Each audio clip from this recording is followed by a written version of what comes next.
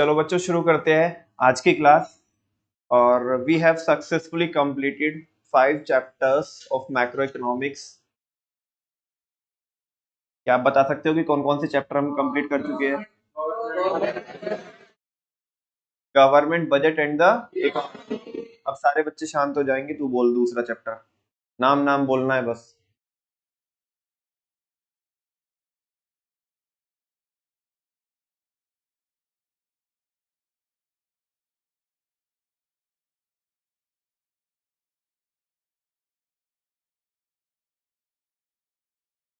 Paper में 22 chapter आएंगे।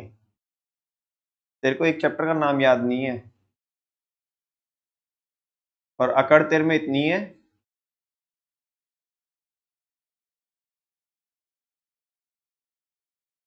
बोलो सारे बच्चे। तीसरा, चौथा और पांचवा बैंकिंग। बैंकिंग उसके अंदर हमने कमर्शियल बैंक्स के बारे में पढ़ा। और आज बच्चों एक बिल्कुल ऑल टुगेदर डिफरेंट चैप्टर, जिसका मैं काफी टाइम से वेट कर रहा था कि मैं आपको कब पढ़ाऊंगा ये चैप्टर। और चैप्टर का नाम है aggregate demand and related concepts. Aggregate demand short में बोलते एडी। क्या बोलते हैं? अगर कुछ बच्चों को याद हो तो जब मैंने आपको थियरी ऑफ डिमांड पढ़ाया था, और थियरी ऑफ डिमांड में मैंने आपको इंडिविजुअल डिमांड, मार्केट डिमांड और उसके बाद में नोट में लिख के दिया था कि एग्रीगेट डिमांड क्या होती है। और ये और कुछ भी याद नहीं आ रहा होगा तो एटलीस्ट ये तो याद आ रहा होगा कि एग्रीगेट डिमांड मैंने ये तो बताया होगा आपको पक्का पक्का कि वो मैक्रो का पार्ट होता है। किसका पार्ट होता है? मैक्रो का पार्ट होता है। अब बच्चों एग्रीगेट डिमांड को समझाने के पहले हल्का सा आप समझो कि मार्केट डिमांड क्या होती है, और एग्रीगेट डिमांड देन समझेंगे हम कि क्या होती है एग्रीगेट डिमांड। हालांकि चलो अगर एक बार मैं पूछूं आपसे कि मार्केट डिमांड क्या होती है तो आप बता सकते हो? पढ़ के तो आए हो आप। मार्केट डिमांड बोले तो मार्केट में डिमांड बहुत सही खेल रहे हो। मार्केट डिमांड बोले तो मार्केट में डिमांड। तो फिर तो कुछ भी बोल दो, मार्केट की डिमांड, मार्केट से डिमांड, मार्केट के लिए डिमांड, मार्केट में से डिमांड, कुछ भी बोल दो ये सही है। मतलब ये तो ऐसा नहीं कर दिया। एक बार हमने पूछा 11th क्लास के बच्चों से, एक बैच था, मतलब कलाकार बैच था, सारे सैंपल थे उसमें। और हमने पूछा कि जी माइक्रो में और मैक्रो में क्या डिफरेंस होता है। बोला भैया जो माइक्रो इकोनॉमिक्स होती है, माइक्रो इकोनॉमिक्स ऑरेंज कलर की होती है और मैक्रो इकोनॉमिक्स ब्लू कलर की होती है। बिकॉज उस टाइम पे जो माइक्रो इकोनॉमिक्स और मैक्रो इकोनॉमिक्स वो 12th में आती थी दोनों। अभी तो क्या है ना कि आप इधर इंडियन पढ़ते हो, उसका भी सीबीएसई का मोटिव था कि इंडियन को इधर क्यों डाला 12th में। 11th में कोई इज्जत नहीं देता उसे, ठीक है ना, तो इसलिए कि ताकि थोड़ी इज्जत दो उसे, तो इसलिए 12th में डाला उसे। तो अब उस टाइम पे माइक्रो और मैक्रो साथ में आती थी, और टीआर जैन की बुक आती है। टीआर जैन की बुक वो एक ऑरेंज की आती थी और एक ब्लू कलर की आती थी। तो एक बच्चा बोला ये डिफरेंस होता है कि वो ऑरेंज कलर की होती है, वो ब्लू कलर की होती है। तो तुमने तो वही वाला काम कर दिया कि मार्केट डिमांड बोले तो मार्केट में डिमांड। हाँ जी, और कोई बताएगा? हाँ, मार्केट डिमांड क्या होती है? मार्केट डिमांड कि एक मार्केट के अंदर, एक मार्केट के अंदर, नॉट पूरी कंट्री के अंदर, पूरी इकोनॉमी के अंदर नहीं, एक मार्केट के अंदर। जैसे बुढ़ाना की एक मार्केट हो सकती है, शाहपुर की एक मार्केट हो सकती है, मुजफ्फरनगर की एक मार्केट हो सकती है, ठीक है ना। एक मार्केट के अंदर एक प्रोडक्ट के लिए, किसके लिए? एक, नोट सारे प्रोडक्ट के लिए, एक प्रोडक्ट के लिए। अगर मैं किसकी बात कर रहा हूँ, ये पेंसिल की बात कर रहा हूँ तो केवल इस पेंसिल की बात कर रहा हूँ मैं। अगर किसी रिमोट की बात कर रहा हूँ तो मैं केवल जस्ट रिमोट की बात कर रहा हूँ। एक मार्केट के अंदर, ठीक है ना, एक मार्केट के अंदर एक प्रोडक्ट की कितनी यूनिट, एक प्रोडक्ट की कितनी यूनिट उस मार्केट के सारे बायर्स खरीदना चाहते हैं और खरीदने के लायक है, इसको बोलते हैं Tyagi ji market demand, not market में डिमांड। ठीक है, हाँ। क्या चीज? बेसिकली इंडस्ट्री भी आप बोल सकते हो, ठीक है ना।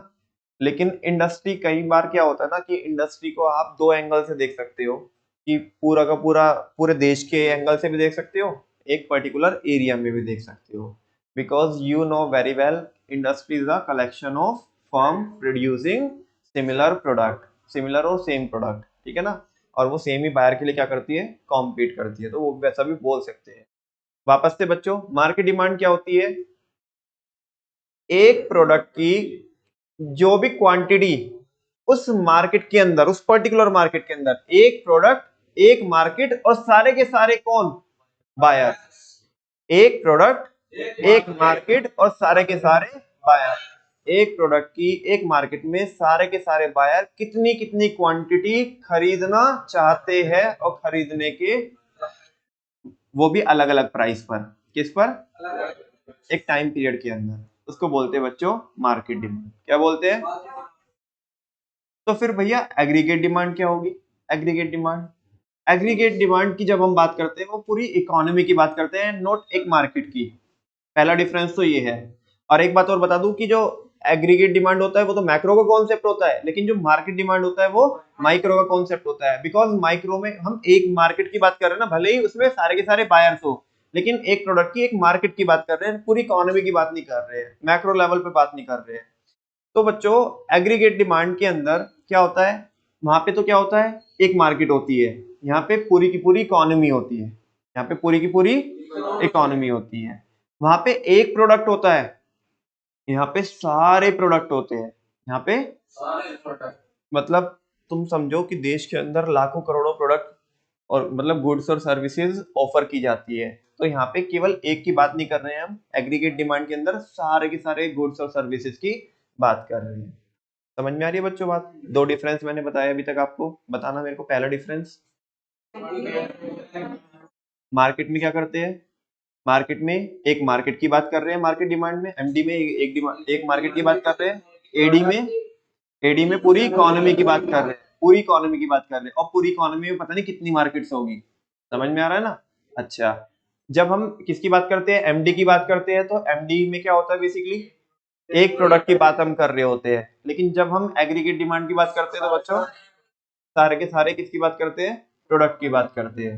हाँ बोलो ना, और वो जो प्रोडक्ट होते हैं वो भी फाइनल होते हैं, कैसे होते हैं, because you know very well there are two types of product, first one is intermediate product and the second one is final product. यहाँ पे हम फाइनल गुड्स और सर्विसेज की बात करते हैं, इंटरमीडिएट की क्यों नहीं बात करते हैं वो भी बताऊंगा, है ना। अभी तो मैं इस कॉन्सेप्ट को क्या कर रहा हूँ, क्रैक कर रहा हूँ, ठीक है बच्चों। एक सबसे बड़ा डिफरेंस, एक सबसे बड़ा डिफरेंस, चलो वो मैं अभी ना पहले आपको पढ़ा दूं, और उसके बाद उसकी भी दिखाऊंगा मैं आपको डेफिनेशन किसकी, मार्केट डिमांड की, और फिर एक इसमें सबसे बड़ा डिफरेंस पूछूंगा आपको, ठीक है। फिलहाल जस्ट एक एक बुलेट पढ़ा के ही पता पड़ जाएगा, मैं अगर सारे मैं ही अगर स्पून फीडिंग कर दूंगा तो फिर क्या ही फायदा होगा, ठीक है ना, आपकी ऑब्जर्वेशन का, क्योंकि सारे बच्चों को पता है मैं आपकी ऑब्जर्वेशन की बड़ी रेस्पेक्ट करता हूँ, वो बात अलग है कि आपको इतनी अकल तमीज हो या नहीं हो। खैर, मीनिंग ऑफ एग्रीगेट डिमांड, देखो ये चैप्टर को अगर मैं बताऊं आपको तो दो पार्ट में हम क्या करेंगे, कंसीडर करेंगे, हमेशा से वही करते हैं हम, है ना। जैसे हमने फर्स्ट वाले चैप्टर में भी क्या किया बच्चों, हमने गवर्नमेंट बजट पढ़ा, उसका इकोनॉमी पे क्या इम्पैक्ट पड़ता है, वो जो लास्ट वाला पोर्शन था कि इम्प्लीकेशन क्या होते हैं एफडी के, पीडी के, आरडी के। फिर जो सेकंड वाला चैप्टर था फॉरेन एक्सचेंज रेट, वहां पे भी पहले हमने फॉरेन एक्सचेंज को समझा, फिर पूरा फॉरेन एक्सचेंज रेट को समझा, है ना। थर्ड वाले चैप्टर में भी दो मेन कॉन्सेप्ट निकल के आ रहे थे, बीओपी और बीओटी, है ना। चौथे में मनी, मनी में भी वहां पे दो ही कॉन्सेप्ट मेजर तौर पे हमने देखे, एक बार्टर सिस्टम और एक जो हमारा मॉनेटरी सिस्टम है वो हमने देखा। और फिफ्थ चैप्टर में भी बेसिक बेसिक हमने, अगर आपको बोलूं तो दो फेज में हमने उस चैप्टर को पढ़ा, एक तो कमर्शियल बैंक और दूसरा सेंट्रल बैंक। और यहाँ पे भी बच्चों जो छठा चैप्टर है इसको भी हम एक तो एग्रीगेट डिमांड के बारे में पढ़ेंगे, किसके बारे में पढ़ेंगे, और इसके जो रिलेटेड कॉन्सेप्ट्स होते हैं उनके बारे में पढ़ेंगे, जैसे एग्रीगेट सप्लाई क्या होती है, कंजप्शन के बारे में पढ़ेंगे, इन्वेस्टमेंट के बारे में पढ़ेंगे, सेविंग्स के बारे में पढ़ेंगे, है ना। ऑटोनोमस करके कुछ कॉन्सेप्ट्स होते हैं, एक एक्स एंटी एक्स पोस्ट करके कुछ कॉन्सेप्ट्स होते हैं, बिल्कुल नई टर्म्स आप सुन रहे होंगे पहली बार, ये शायद अभी तक ये आपने चैप्टर पढ़ा भी नहीं ना कहीं पे भी। हाँ जी, तो चलो बच्चों पहला bullet meaning of aggregate demand, ध्यान से देखना, the total amount to be spent, the total amount to be spent, to be spent, to be spent, similarity बता रहा हूं अभी, जब हम मार्केट डिमांड की बात करते हैं और एग्रीगेट डिमांड की अगर हम अभी बात कर रहे हैं, तो वहां पे मैंने बोला कि एक मार्केट के अंदर एक प्रोडक्ट की अलग अलग प्राइस पर सारे के सारे उस मार्केट के कस्टमर्स या बायर्स कितनी कितनी क्वांटिटी परचेज करना चाहते हैं। इन्हीं शब्दों पे ध्यान देना, शुरू वाले सब भूल जाना जो मैं आपको बताना चाहता हूं कि कितनी कितनी क्वांटिटी परचेज करना चाहते हैं और परचेज करने के लायक है। जैसे ही मैं ये स्टेटमेंट बोलता हूं, ये स्टेटमेंट मेरा पास्ट को रिप्रेजेंट कर रहा है, प्रेजेंट को रिप्रेजेंट कर रहा है या फ्यूचर को रिप्रेजेंट कर रहा है? फ्यूचर को, कि कितनी कितनी क्वांटिटी परचेज करना चाहते हैं और परचेज करने के लायक है। परचेज कर ही नहीं है। और यही डिफरेंस होता है बच्चों किसमें, परचेजिंग में और डिमांड में, है ना। जब हम डिमांड की बात करते हैं तो डिमांड में हम ये बात करते हैं कि कितनी क्वांटिटी खरीदना चाहते हैं और खरीदने के लायक है। परचेजिंग में हम ऑलरेडी खरीद चुके होते हैं, वो पास्ट वाला एक्ट होता है हमारा कि खरीद चुके हैं ऑलरेडी। समझ में आ रही है बच्चों बात? और अगर आप यहाँ पे देख रहे होंगे the total amount to be spend, the total amount to be spend, to be spend, to be spend, कर चुके हैं, कर रहे हैं या करेंगे? कर चुके हैं। टू बी स्पेंड कर चुके हैं, पास्ट हो गया। करेंगे, कर ही नहीं है, टू बी स्पेंड करना है भाई अभी खर्च। ना तो कर चुके हैं ना अभी किया है, करेंगे, टू बी स्पेंड। ठीक है ना, the total amount to be spend. और आगे देखना टोटल एक्सपेंडिचर, या जो टोटल क्या होगा, खर्चा होगा। अरे कुछ नहीं है, total amount to be spend को टोटल एक्सपेंडिचर बोल दूं मैं सिंपली। वो बोल रहे the total amount to be spend और टोटल एक्सपेंडिचर कौन करेगा ये, by all sectors of an economy. ठीक है ना, all sectors of an economy. बच्चों अब ना मोटे मोटे तौर पर 3 सेक्टर होते हैं इकोनॉमी के अंदर, मतलब ऐसे तो होते और भी है ना। वो जब मैं आपको 9th चैप्टर पढ़ा रहा हूँ तो वहां पे बताऊंगा। इस चैप्टर को समझने के लिए मोटे मोटे तौर पर 3 सेक्टर होते हैं। एक तो होती है बच्चों प्राइवेट पार्टी, कौन होती है, जैसे आप और हम, ठीक है ना, हम प्राइवेट पार्टी है। एक हमारे देश के अंदर केवल प्राइवेट पार्टी काम करती है, मतलब जैसे टाटा, अंबानी, गोयंकास यही काम करते हैं, या गवर्नमेंट भी रन करती है? Because you know very well कि हमारी इकोनॉमी एक मिक्स्ड इकोनॉमी है। कैसी इकोनॉमी है, जहाँ पे प्राइवेट पार्टी भी काम करती है और गवर्नमेंट भी काम करती है। कुछ सेक्टर में जैसा प्राइवेट पार्टी काम करती है और कुछ में गवर्नमेंट रन करती है। ठीक है ना। अच्छा, तो पहला सेक्टर तो जो प्राइवेट सेक्टर है वो है, दूसरा एक गवर्नमेंटल सेक्टर है। क्या है, गवर्नमेंटल सेक्टर है। और तीसरा बच्चों एक है रेस्ट ऑफ द वर्ल्ड। कौन है, एक बात बताओ, हमारे भारत के अंदर केवल हम प्राइवेट पार्टी खर्चा करते हैं, गवर्नमेंट भी खर्चा करती है? कब? तो शुरू के 2 सेक्टर हो गए। खर्चा जो बोल रहे हैं ना, कि वो बोल रहे हैं कि जो टोटल अमाउंट खर्च होनी है या की जाएगी, जो जो भी पैसा खर्च किया जाएगा, किसके द्वारा, by all sectors of an economy. वो ऑल सेक्टर कौन है, एक तो प्राइवेट सेक्टर, एक गवर्नमेंट बाप लोग है, और तीसरा एक रेस्ट ऑफ द वर्ल्ड। मैं आपसे पूछना चाहता हूँ कि हमारे भारत के अंदर बाहर वाले जो लोग होते हैं वो खर्च नहीं करते पैसा, हमारे प्रोडक्ट वो खरीदते नहीं है, क्योंकि बिकॉज आज तो किसका जमाना है, बोल दो ना, वेरी गुड, ग्लोबलाइजेशन का जमाना है। किसका जमाना है, ग्लोबलाइजेशन का। क्या वो हमारे यहाँ पे खर्च नहीं करते? तो मोटे मोटे तौर पर बच्चों 3 सेक्टर निकल करके आ रहे हैं, है ना, जो ये खर्चा करेंगे। ठीक है ना, the total amount to be spend, जो टोटल खर्चा किया जाएगा, या जो टोटल, उसको शब्दों मतलब अगर मैं हिंदी में बोलता हूँ तो हिंदी में तो सेम ही वर्ड आएंगे, इंग्लिश में वो बोल रहा है total amount to be spend या टोटल एक्सपेंडिचर बोल रहा है, कि टोटल खर्चा जो किया जाएगा, किसके द्वारा किया जाएगा, कौन करेगा ये खर्चा, by all sectors of an economy. और ऑल सेक्टर कौन कौन होंगे, 3 सेक्टर्स। कौन होंगे, 3 सेक्टर्स प्राइमरीली, मतलब मोटे मोटे तौर पर 3 सेक्टर होते हैं। ठीक है।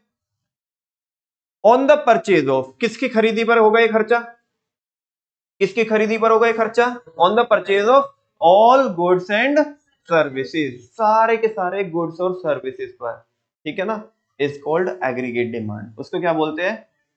और इस डेफिनेशन में अभी कई सारी चीज आई थिंक शायद कवर ना हो।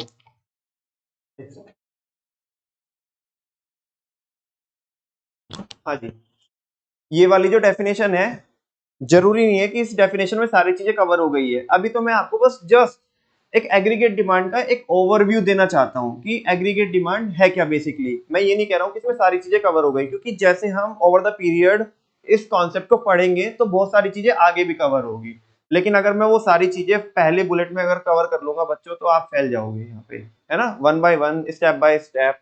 जब बहुत ज्यादा हमें लंबा नजर ना आ रहा हो ना, तो बहुत करीब का देखना चाहिए और उसे हमने परफॉर्म करना चाहिए, आगे का रास्ता भी मिलेगा। ठीक है, फिलहाल एक बार ये पढ़ना, पहला बुलेट पढ़ो जस्ट, फिर आपको कुछ और इंटरेस्टिंग दिखाता हूं।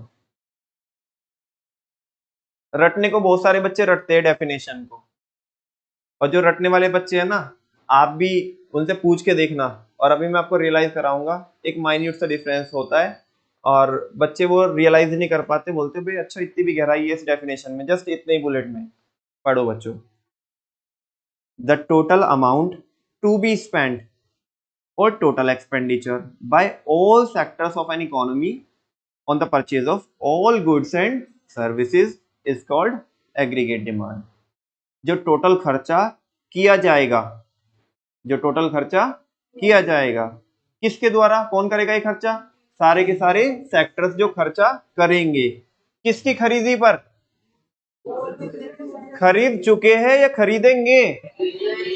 ये तो सिमिलैरिटी है, चाहे वो इंडिविजुअल डिमांड हो, नॉर्मली डिमांड हो, या आपकी मार्केट डिमांड हो, कि वो अभी किया नहीं है, खरीदा नहीं है, खरीदेंगे। ठीक है, उसी को बोलते हैं बच्चों एग्रीगेट डिमांड। डाइजेस्ट कर चुके हो, लिखना चाहते हो ये बुलेट को, अभी कुछ और दिखा रहा हूं। ये बुलेट को एक बार लिखना चाहते हो तो आपकी कॉपी पे लिख लो, जस्ट 25 सेकंड का टाइम, जल्दी लिखो।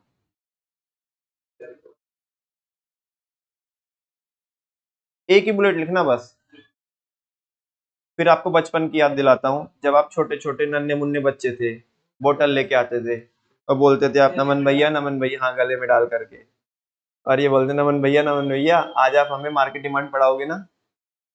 और मैं बोलता था हाँ बच्चों, मार्केट डिमांड भी पढ़ाऊंगा, इंडिविजुअल डिमांड भी, नॉर्मल डिमांड भी क्या होती है।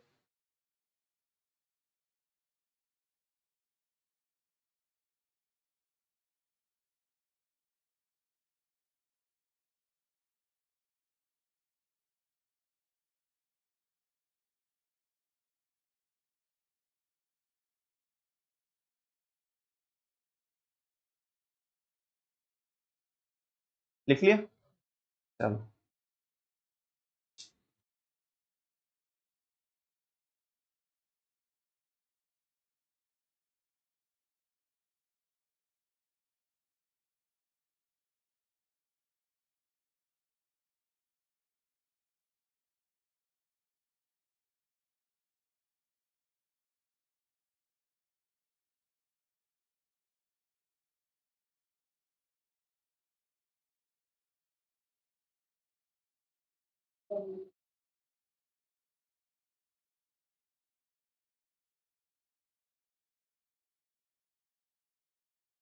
फिर भी आपकी कन्वीनियंस के लिए मार्केट डिमांड भी यहीं पे लिखा हुआ है और एग्रीगेट डिमांड भी नीचे नोट में लिखा हुआ है। मुझे एक सबसे बड़ा डिफरेंस निकाल के बताओ इसमें, जो मैंने बताए उनसे अलग। और कोई नया नहीं पूछ रहा हूँ, जो बच्चे 11th में हमारे यहाँ पढ़े हैं उन्हें तब भी बताया था, क्योंकि यहाँ पे नोट्स में है, ये 11th क्लास के नोट्स है। मार्केट डिमांड आप पढ़ो और ये पढ़ो।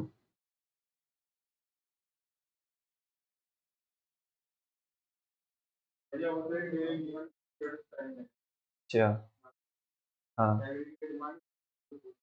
वेरी गुड, ये बहुत अच्छी ऑब्जर्वेशन है।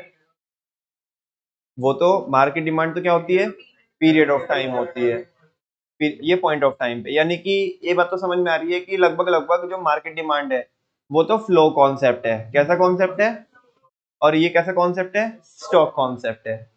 समझ में आ रहा है, वेरी गुड। हाँ,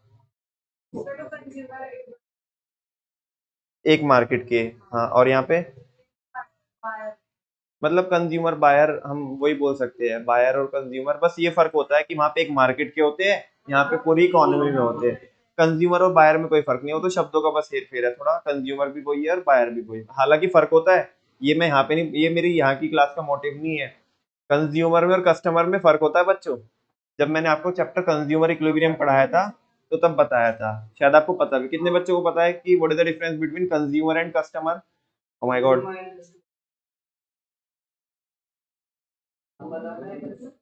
वेरी गुड। 1 2 3 4 5, very good. 6 7 8, और भी बच्चे होंगे।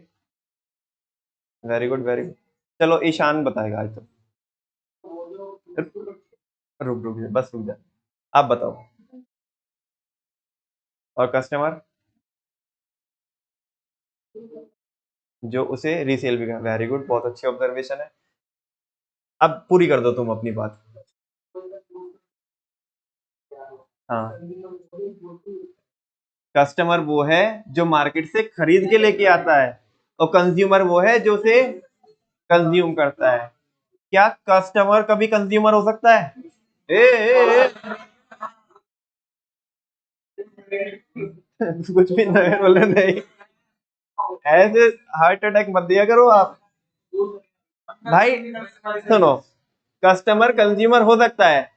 आप यहाँ पे पढ़ रहे हो, आपके पापा मार्केट से आइसक्रीम खरीद के लेके आए, तो आपके पापा कस्टमर हुए। उन्हें लगा अरे वो तो खाते रहता है ना, अपने दोस्तों के साथ खाता रहता है, छोड़ जाने दो, खाए उसका ख्याल रख, है ना, तू खाके से निपटा। समझेगा? तुम्हारे पापा खरीद के लेके आए और उन्होंने क्या कर लिया, तो वो कंज्यूमर भी हो गए और कस्टमर तो थे ही वो। ठीक है ना? लेकिन जरूरी नहीं है कि जो कस्टमर है वो ही कंज्यूमर हो।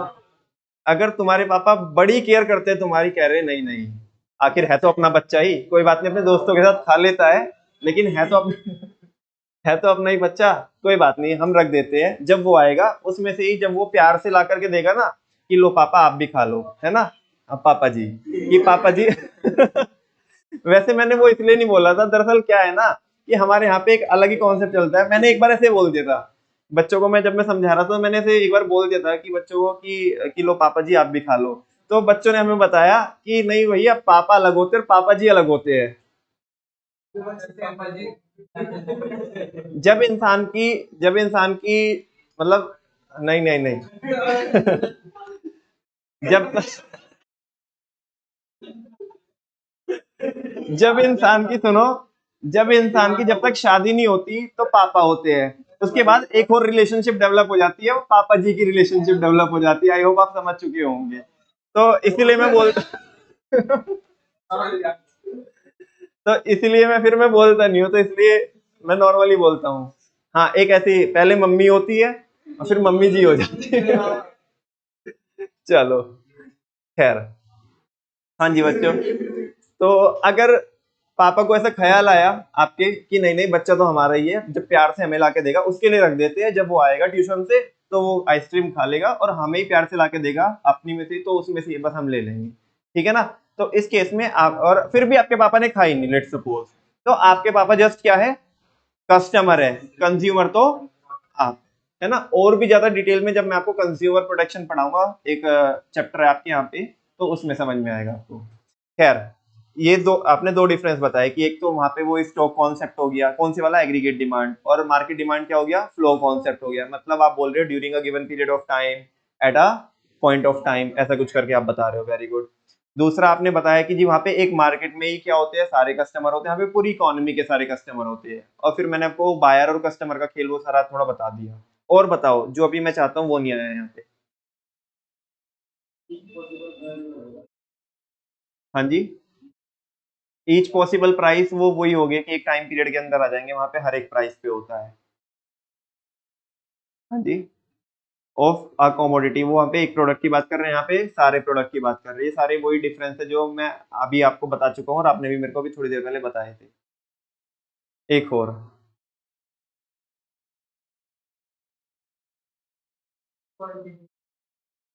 बोलो, हाँ सुनना चाहते हैं हम, हमें अच्छा लग रहा है। किस में है क्वांटिटी? मार्केट डिमांड में क्या है? क्वांटिटी है। Market demand refers to the quantity.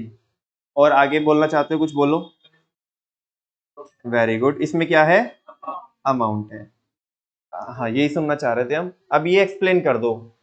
पहले तो जिन बच्चों को पता नहीं चला कि ये भी कोई डिफरेंस हो सकता है, तो उनकी नोटिस में आ गया कि वहां पे क्वांटिटी है और यहाँ पे अमाउंट है। अब मेरा सीधा सच्चा सा सवाल ये है कि वहां पे क्वांटिटी क्यों है और यहाँ पे अमाउंट क्यों है। यहाँ पे भी इन्होंने क्वांटिटी क्यों नहीं लिखा, क्योंकि हम तो डिमांड नहीं पढ़ रहे। वो बात अलग है कि वो मार्केट डिमांड है, ये एग्रीगेट डिमांड है। जब ऊपर में मार्केट डिमांड में वो किसकी बात कर रहे हैं, क्वांटिटी की बात कर रहे हैं, तो यहाँ पे क्वांटिटी की बात क्यों नहीं की, यहाँ पे अमाउंट की बात क्यों कर रहे हैं। Raise your hand. Very good. आएगा आंसर, मुझे पता है आएगा, बताया हुआ है ऑलरेडी आपको। कुछ कुछ बहुत अच्छा, वेरी गुड। 1 2 3, very good. 4, और ये बताएंगे। चलो वर्मा जी आप बताओ।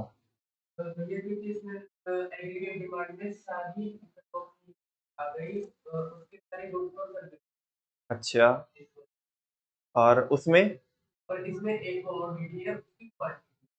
तो फिर इससे क्या फर्क पड़ता है, जैसे वो बोल रहे हैं आपका भी कुछ ऐसे ही कुछ रीजन है। पूरे कंट्री का जीडीपी, वो मतलब वो जीडीपी ही क्यों ले रहे हैं। चलो खैर, मतलब तुम थोड़ा और आगे चले जाओगे बहुत ज्यादा। अगर हम ऐसे बोलते अभी कि वो उसमें जीडीपी काउंट होंगे तो आधे बच्चे फैल जाएंगे, तो समझ में ही नहीं आएगा। रुको रुको रुको, अभी 1 मिनट।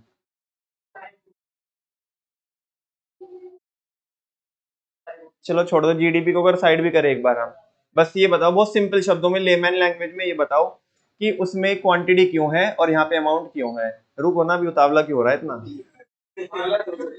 हाँ, वो तो रुक तो जाए यार, इसके मेरे को तो फिर इससे क्या फर्क पड़ रहा है। हाँ बोलो।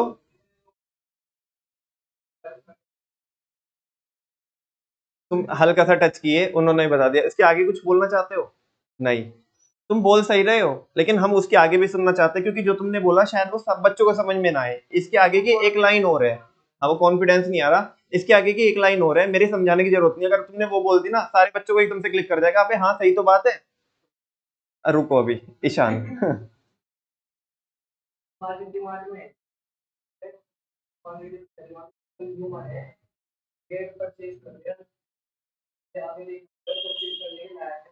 अच्छा। हाँ। अच्छा।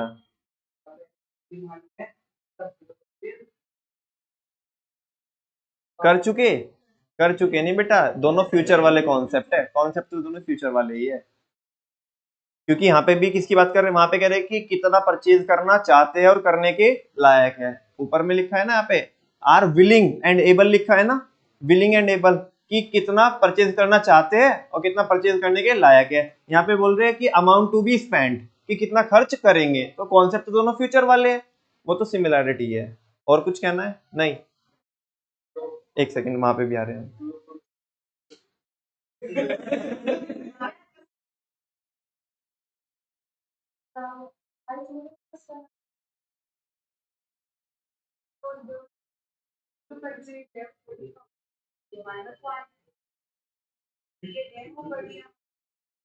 तो क्वांटिटी में ही बोल देना, तो फिर क्या दिक्कत है। अगर हम क्वांटिटी में बोलते तो क्या दिक्कत होगी। चलो ये बता दो, अगर आप ऐसे नहीं बताते ऐसे बता दो, कि जैसे आप बोल रहे हो सही बोल रहे हो आपकी थोड़ा, लेकिन मैं जो लाइन सुनना चाहता हूँ वो एग्जैक्ट आंसर नहीं आ रहा है। चलो हो जाएगी, तो फिर क्वांटिटी लिखने में क्या प्रॉब्लम है, क्वांटिटी लिख दो ना।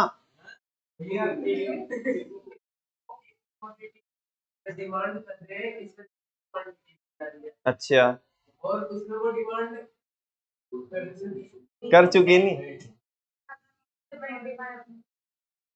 तुम समझ तो गए, लेकिन वो शब्द नहीं आ रहे अंदर से, और हल्का सा अभी डाउट है। आधे बच्चे बस ये है कि बस यहाँ तक आगे, यहाँ तक आगे, यहाँ तक, यहाँ नहीं आया। पारस कुछ कहना है। हाँ भाई, कुछ कहना है।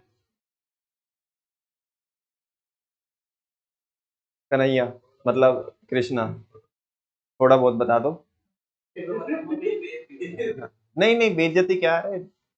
बेइज्जती तो उसकी होती है जिसकी कोई इज्जत है ना। अभी तो इज्जत ही डेवलप नहीं करी, तो बेइज्जती तो क्या।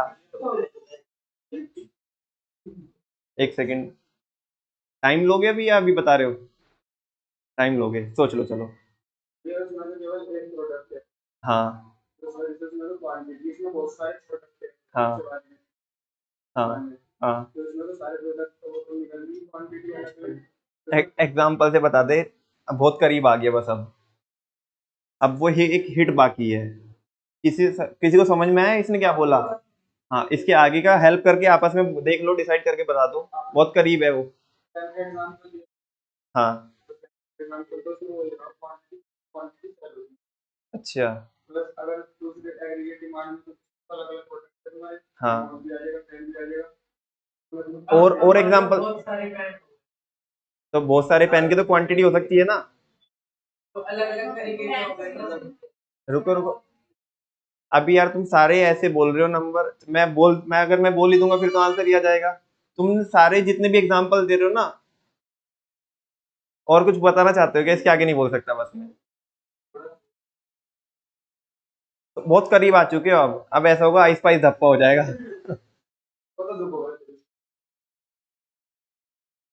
अब एक लाइन भी नहीं, 2 शब्द रहे हैं बस।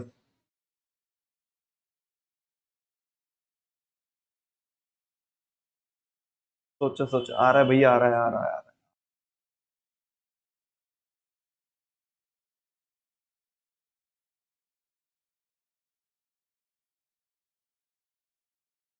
बोल रहे हो या मैं बोलूं बस? बोल दूं? चलो ध्यान से सुनो बच्चों। मार्केट डिमांड के अंदर हम एक मार्केट में एक प्रोडक्ट की बात कर रहे होते हैं। छोड़ दो, एक मार्केट की भी मैं बात छोड़ देता हूं, मैं केवल एक प्रोडक्ट की बात कर रहा हूं। किसकी बात कर रहा हूं? मार्केट डिमांड में एक प्रोडक्ट की बात कर रहा हूं। लेकिन जब मैं एग्रीगेट डिमांड की बात करता हूं, तो एग्रीगेट डिमांड में मैं सारे के सारे प्रोडक्ट एंड सर्विसेज की बात करता हूं, गुड्स एंड सर्विसेज की बात करता हूं। मेरे को आप बताओ कि वहां पे मैं एक प्रोडक्ट की बात कर रहा हूं, लेट सपोज मैं इस बोतल की बात कर रहा हूं, तो ये कितने भी बोतल हो, इनको मैं क्वांटिटी में मेजर कर सकता हूं, 1 2 है ना, 10 20 100 1000 1 लाख 2 लाख 5 लाख 10 लाख, कितनी भी क्वांटिटी। लेकिन एक बात बताओ मेरे को, जब मैं एग्रीगेट डिमांड की बात कर रहा हूं, तो मैं एग्रीगेट डिमांड के अंदर ये बोतल भी आ रही है, कोई बंदा मिल्क प्रोवाइड करा रहा है तो वो मिल्क भी आ रहा है, कोई बंदा कपड़ा बेच रहा है तो वो मीटर में बिक रहा है, दूध बिक रहा है तो लीटर में बिक रहा है, बोतल बिक रही है तो यूनिट्स में बिक रही है, केले बिक रहे हैं तो 1 दर्जन में बिक रहे हैं। मेरे को आप ये बताओ, सारी की सारी यूनिट को कैसे कंबाइन करोगे आप?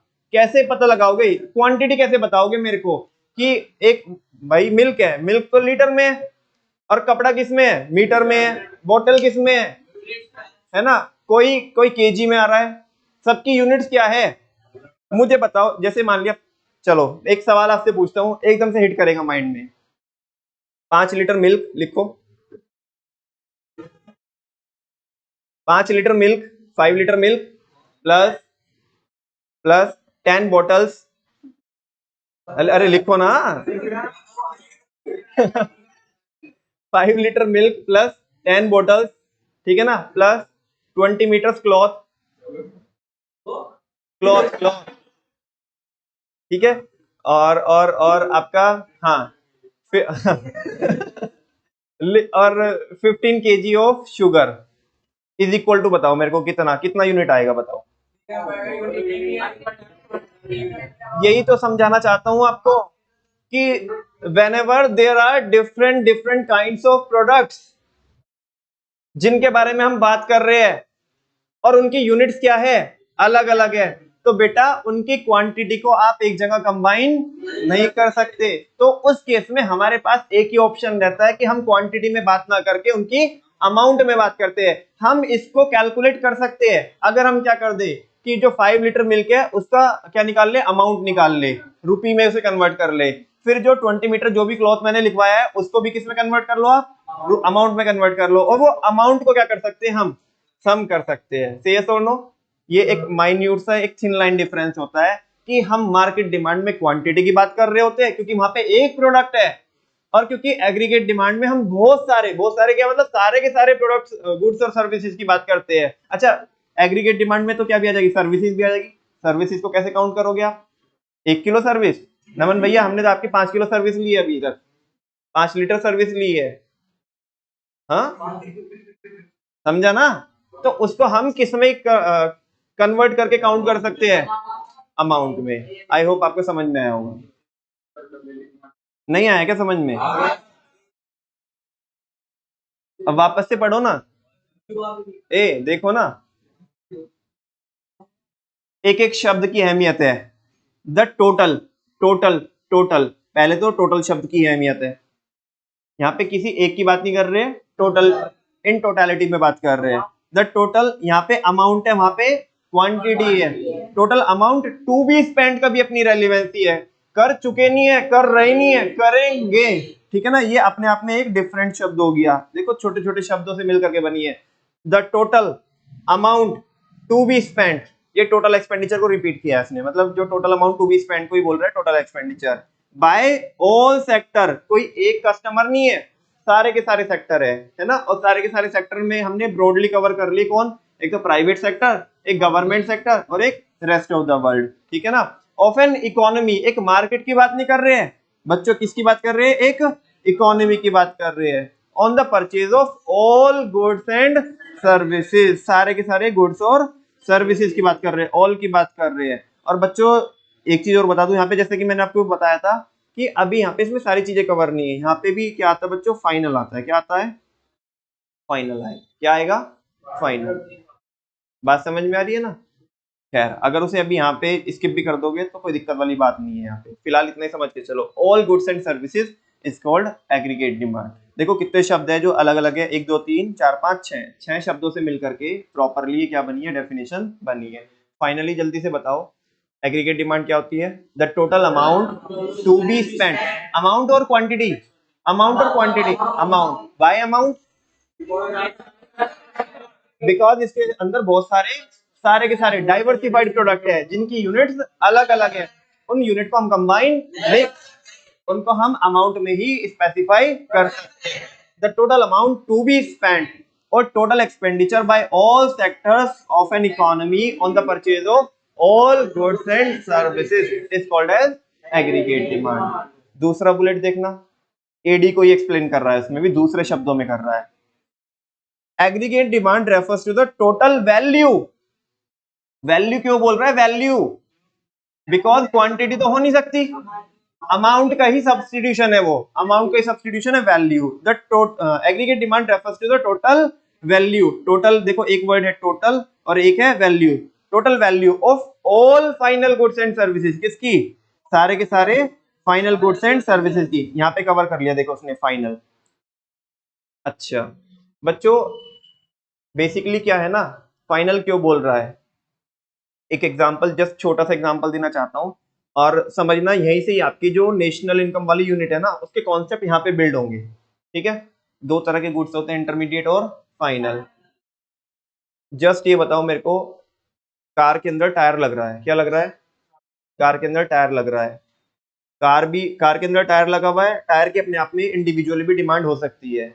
अगर मैं कार की भी डिमांड को लूं और टायर की भी क्या लूं, डिमांड को लूं, मैं आपसे पूछना चाहता हूं डबल काउंटिंग हो जाएगी या नहीं हो जाएगी, हो जाएगी ना। और ये सही है या गलत है, तो फिर एक ही बार लेना चाहिए ना हमें, एक ही बार के लिए हम कौन सा वर्ड यूज करेंगे, फाइनल, मतलब जिसका फर्दर कोई यूज नहीं है वो एज इट इज यूज होगा, ठीक है ना, उसकी हमें क्या लेनी है, डिमांड लेनी है, ठीक है ना। तो final goods and services that all the sectors, all the sectors, all the sector, all the sector कौन, 3 सेक्टर, ठीक है ना, ऑफ एन इकोनॉमी, किसके, पूरी की पूरी इकोनॉमी के, are planning to buy, are planning to buy, past present और फ्यूचर, फ्यूचर क्योंकि प्लान कर रहे हैं, are planning to buy at a given level of income, एक इनकम लेवल पर, किस पर, कि अगर देश की इनकम इतनी है, बिकॉज बच्चों जब हमारी इनकम होगी तभी तो हम डिमांड करेंगे ना, बिकॉज डिमांड का एक बेसिक एलिमेंट होता है कि कितना हम खरीदना चाहते हैं, और केवल इतना ही नहीं होता, खरीदने के लायक भी है। वो लायक, जो हमारा जो लायकपन आता है वो किससे आता है, वो जो एबिलिटी आती है वो किससे आती है, विटामिन एम से, किससे आती है, मनी भाई से आती है। तो वो वही बोल रहे हैं, ठीक है ना, कि एक इनकम लेवल पर, किस पर, एक इनकम लेवल पर, ठीक है ना, during a period of 1 accounting year. अब यहाँ पे थोड़ा सा क्लैश आ सकता है, during a period of 1 accounting year, ठीक है ना। अब वो बात आएगी किसकी, स्टॉक की और किसकी, फ्लो की। बच्चों अब ध्यान से सुनना, जब मैं वहां पे आपको बता रहा था कि वो एक पॉइंट ऑफ टाइम पे होता है, किस पे होता है ना, वहां पे हम किस पॉइंट ऑफ व्यू से देख रहे थे, वहां पे पॉइंट ऑफ व्यू से देख रहे थे कि ये इनकम लेवल है, अभी ये इनकम लेवल है तो इस पे कितनी एग्रीगेट डिमांड हो रही है। लेकिन हम यहाँ पे ये देख रहे हैं कि पूरे साल के अंदर, मतलब पूरे एक अकाउंटिंग ईयर के अंदर देश की इनकम जब अलग अलग होगी कि इतनी इनकम है, इतनी इनकम है, इतनी इनकम है, उस पे कितनी कितनी क्या हो रही होगी, एग्रीगेट डिमांड हो रही है। तो यहाँ पे ये उस चीज को क्या कर रहा है, कवर कर रहा है। बात समझ में आई? कितने सारे शब्द हो गए बच्चों, टोटल, वैल्यू, वो भी all, final goods and services, all the sector, पूरी की पूरी इकोनॉमी की बात कर रहे हैं, कर चुके हैं या प्लानिंग कर रहे हैं, प्लानिंग कर रहे हैं, है ना। अब ध्यान से सुनना, कभी भी जब भी मैं बोलूंगा ना कि डिमांड की बात करूंगा, तो आप ना, चाहे मैं यहाँ से बोलूं या ना बोलूं, आप ये मान के चलोगे कि ये हो चुका नहीं है, ना कर रही नहीं है, ये होगा। चाहे मेरे शब्द ऐसे हो कि आपको ऐसा लग रहा हो कि लिटरली अगर आप देखोगे कि भाई वो हो चुका है, ना ना ना, आप हमेशा ये मान के चलोगे कि वो फ्यूचर में ही हो रहा है। वापस से देखो, द टोटल वैल्यू ऑफ, बोलो, the total value of all the final goods and services that all the sectors of an economy are planning to buy at a given level of income during a period of one accounting year। एक accounting year में अलग अलग income level पे, ठीक है ना, जो सारे के सारे सेक्टर है इकोनॉमी के, वो इकोनॉमी के अंदर जितने भी goods and services, final goods और सर्विसेज है ना, उनके ऊपर कितना खर्च करना चाह रहे हैं, या कितना प्लान कर रहे हैं कि हम इतना खर्च करेंगे। बात समझ में आ रही है? इसको बोलते हैं एग्रीगेट डिमांड। मार्केट डिमांड में और एग्रीगेट डिमांड में फर्क समझ में आया क्या आपको? यहाँ पे देखना, देखो नोट में देखो क्या लिखा है, don't confuse aggregate demand with market demand, that is both are different concepts. Aggregate demand is the total demand for all goods and services in the entire economy, whereas market demand is the total demand for one commodity in the market। ठीक है ना, एक product की एक market के अंदर। से yes और नो, कोई डाउट तो नहीं है? नेक्स्ट टॉपिक है बच्चों आपका components of aggregate demand, components of aggregate demand. और बच्चों सबसे ज्यादा इंपॉर्टेंट टॉपिक है इस चैप्टर का ये, components of aggregate demand. 3 number के लिए आपको पूछा जा सकता है, what are the components of aggregate demand. बहुत सिंपल अगर पूछे इसमें, वरना टेक्निकल क्वेश्चंस बनते हैं, है ना। पूरे के पूरे इतना बड़ा आजकल सीबीएसई का कोई पैटर्न नहीं है कि सीधा वो पूछेंगे कि कंपोनेंट्स बता दो एग्रीगेट डिमांड के। इन्हीं के अंदर किसी एक कंपोनेंट को पकड़ के उसमें से भी कोई अंदर घुस के सवाल पूछेंगे, ठीक है ना। खैर बहुत डिटेल में पढ़ना है बच्चों। एक बात बताओ आप मेरे को, अभी मैंने आपको बताया कि इकोनॉमी के अंदर मोटे मोटे प्राइमरीली तौर पे कितने सेक्टर होते हैं? कितने सेक्टर होते हैं? 3। पहला प्राइवेट सेक्टर, गवर्नमेंट सेक्टर और रेस्ट ऑफ द वर्ल्ड। और सारे बच्चे गवर्नमेंट बजट पढ़े है ना, सारे बच्चे गवर्नमेंट बजट पढ़े। एक बात बताओ, जैसे अपन लोग है, प्राइवेट पार्टी है, क्या हम कंजप्शन एक्सपेंडिचर करते हैं, कैपिटल एक्सपेंडिचर भी करते हैं? मतलब कंजप्शन एक्सपेंडिचर से मतलब मेरा जो रेवेन्यू एक्सपेंडिचर, अगर मैं वो वहां पे तो गवर्नमेंट के बारे में पढ़ा। सेम एज बच्चों हम जैसे अकाउंट्स में भी पढ़ते हैं आप कि अकाउंट्स में एक तो क्या होता है, कैपिटल एक्सपेंडिचर होता है, क्या होता है, एक होता है रेवेन्यू एक्सपेंडिचर। रेवेन्यू एक्सपेंडिचर को बच्चों एक टाइप का कंजप्शन एक्सपेंडिचर बोला जाता है। क्या बोला जाता है? जैसे मैंने अपने दोस्त को पार्टी दी तो मेरा खर्चा हुआ, कौन सा खर्चा है, कैपेक्स है या ये रेवेन्यू खर्चा है? कैपेक्स है। अरे एसेट्स कोई बिल्ड हो रही है इससे, लाइबिलिटी कोई कम हो रही है, ठीक है ना। हाँ जी, तो बच्चों ये होता है हमारा कंजप्शन एक्सपेंडिचर। क्या होता है?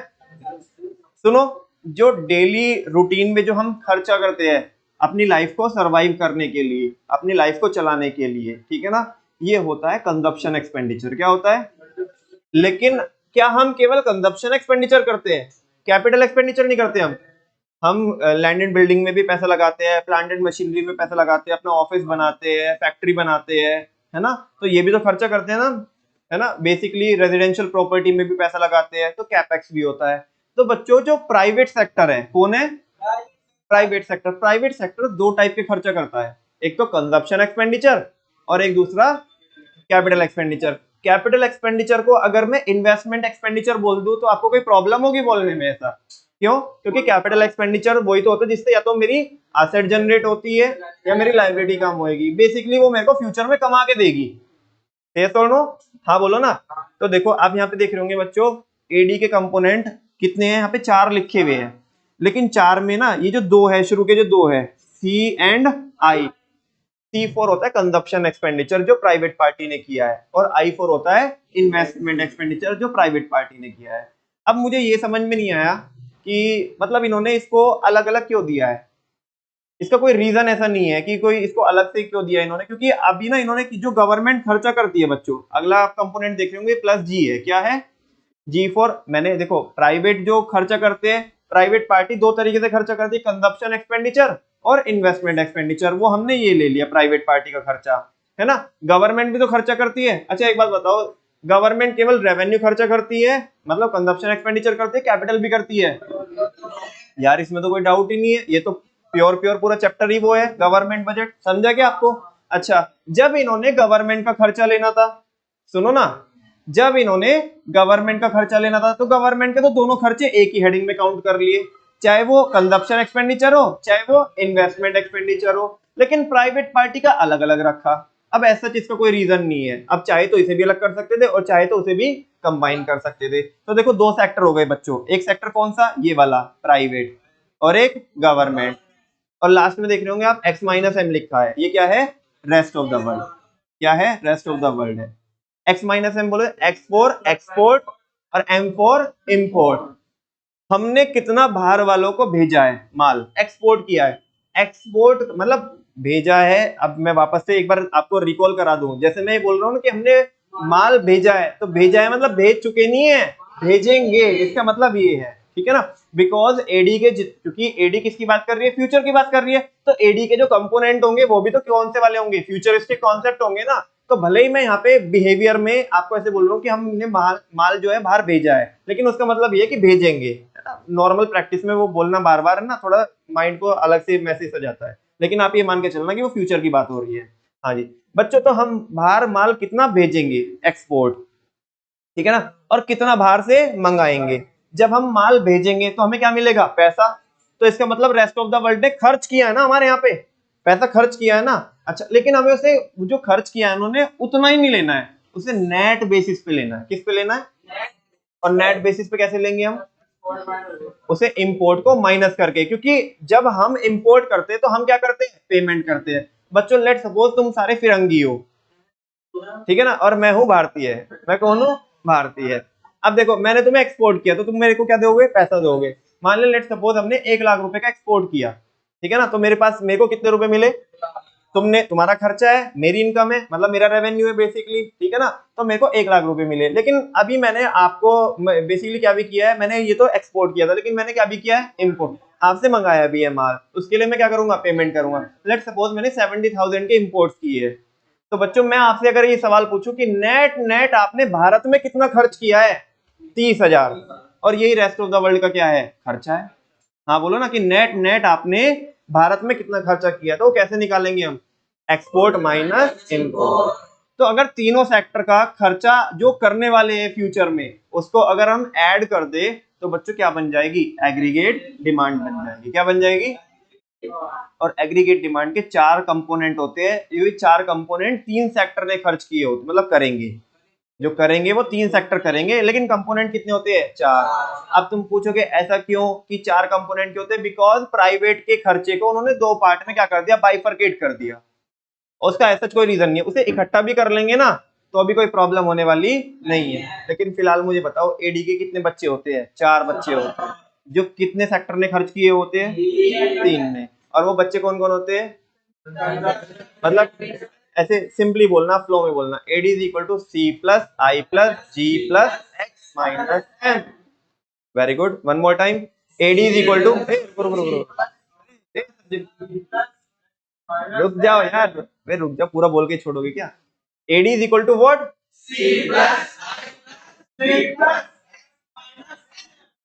Plus I plus G plus X minus, C for, देखो कंजप्शन एक्सपेंडिचर, आई फॉर, और ये दोनों किसके हैं, प्राइवेट पार्टी के, ये प्राइवेट के बच्चे हैं, ठीक है ना। ये गवर्नमेंट का खर्चा है, G stand for government expenditure, और इसमें सब कुछ आ जाएगा, गवर्नमेंट के सारे खर्चे आ जाएंगे, चाहे वो कंजप्शन भी हो चाहे वो इन्वेस्टमेंट भी हो। और finally X minus M stand for net export, net export that is export minus import. कोई डाउट तो नहीं है, आगे पढ़ाऊं, पढ़ लो। देखो एक बात बताओ, सुनो सारे बच्चे सुनो, सवाल ये है त्यागी जी का हमारे कि हम इसमें फ्यूचर में क्यों ले रहे हैं। बच्चों पहले आपको ये समझना पड़ेगा कि डिमांड का पर्पस क्या है। डिमांड का पर्पस क्या है? डिमांड का जो कॉन्सेप्ट हम पढ़ते हैं वो कस्टमर के पॉइंट ऑफ व्यू से पढ़ते हैं, है ना। और डिमांड के बेसिस पे पढ़ते तो हम कस्टमर के पॉइंट ऑफ व्यू से है, लेकिन सप्लायर डिमांड के बेसिस पे डिसीजन लेता है। क्या लेता है? डिसीजन लेता है। बात समझ में आ रही है? अब ध्यान से सुनो, मैं चला जाऊं रोल्स रॉयस के शोरूम में और जाकर के बोल दूं भाई साहब 5 गाड़ी पैक कर दो। वो कह रहा है घर जाएगा भैया तुम्हारा। हाँ जी। और ये सारे बच्चों को ये कह रहे बेचारे कह रहे ये इन्हें एक इन्हें भी करा दो पैक।